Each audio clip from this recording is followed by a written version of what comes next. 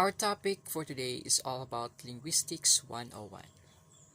Before we will discuss about the origins of language, let us first define what is language. Language is a tool for communication because it helps us to communicate and interact with one another. And also, through language, we can express our feelings and emotions to society. You know what? The more languages you would know, the more people you can converse with. And always remember that language is a vital part of our communication. And now, let us discuss about the origins of language. How language originates. There are 5 sources that claims where language originate. First is the divine source. In the biblical tradition, language formed as described in the book of Genesis. God created Adam and he called every living creature a name.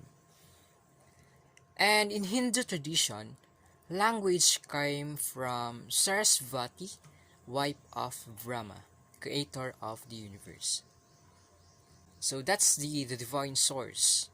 Let's move on to the natural sound source.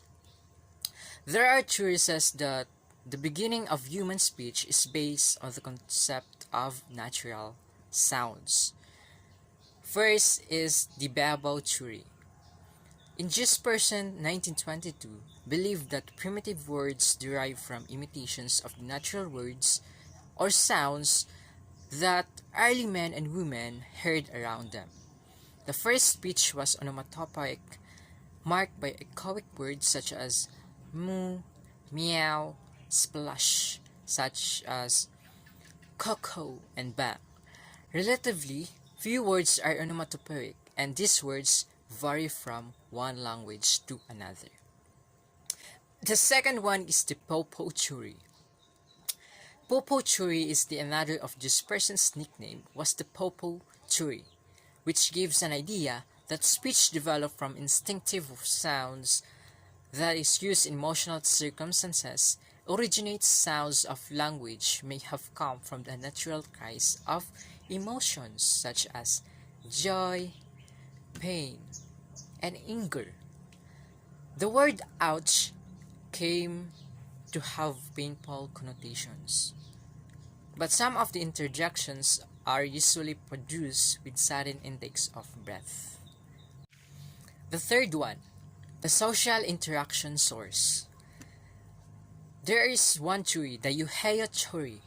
This theory has an idea that language developed from the sounds of a person that is involved in physical effort, especially when it's several people. That interaction had to be coordinated, which early humans might develop a set of grunts and groans when lifting heavy objects. The fourth one is the physical adaptation source. So this theory comes from the idea that there's a link between physical gestures and orally produced sounds, and yet a set of physical gestures was developed as a means of communication.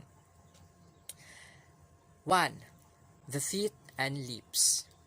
Through this mouth, we're able to create the sound and pronounce words such as having a letter V, P, B, M. Yes, that's the teeth and lips. And the second one is the larynx and pharynx. This can be found inside the vocal tract, which helps to produce a sound. When larynx drops to a lower position, this created a longer cavity called the pharynx, which acts as resonator for increased range of clarity of sound produced. The fifth one and last is the tool-making source.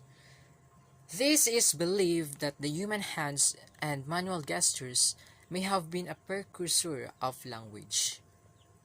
And now let us talk about the linguistics. Let us define what is linguistics. So linguistic is a scientific and systematic study of the structure and evolution of human language.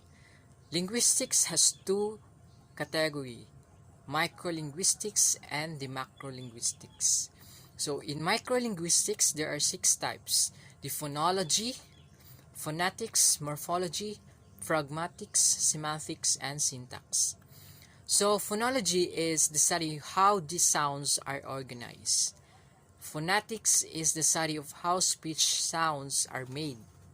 Morphology is how sounds are organized into units of meaning. While pragmatics is how the relationship between the language signs and language users. While semantics, this is the study of meanings themselves. And the syntax is how units come together to create utterances. That's it. Macrolinguistics, there are also six: applied linguistics, social linguistics, computational linguistics, psycholinguistics, comparative linguistics, and historical linguistics. So, applied linguistics is a interdisciplinary field drawing knowledge from different academic fields like psychology, sociology, and etc.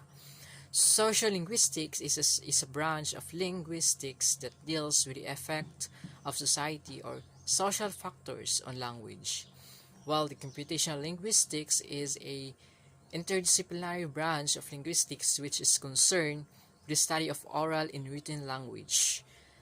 And psycholinguistics is one of the branches that is involved in the study of different psychological factors that control the processes of acquiring, understanding, and use of language by human beings.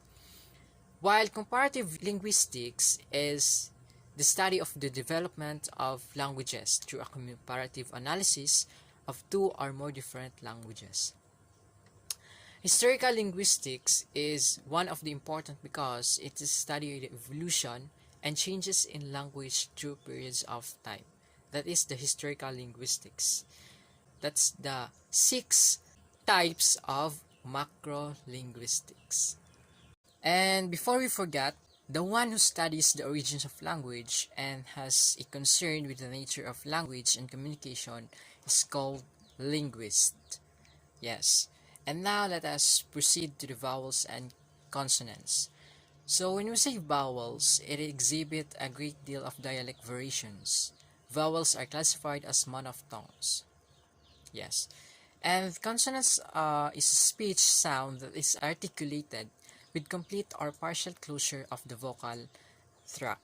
So, in the vocal tract or in simple glided vowels, when you talk vowels, it has a glided vowels. It is a front, central, and back. Front, central, and back.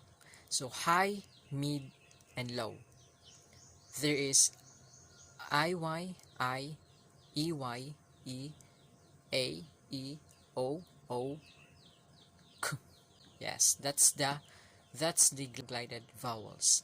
And the place of articulation, when we talk about the place of articulation, as you can see in the picture, there is an alveolar, bilabial, labiodental, dental, postalveolar, palatal, velar, and glottal. So that's the place of articulation. And for the last topic, we have diphthongs. So what is diphthongs? Diphthong is a sound formed by combining two vowels in a single syllable. The sound begins as one vowel sound and moves to one another. Yes. And as you can see in the picture, there is diphthongs. The ow, o, ew, o, o,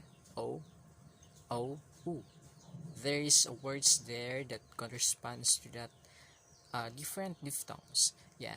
And that's all for this day or for today's discussion, and I hope that you have input something about my discussion. Thank you.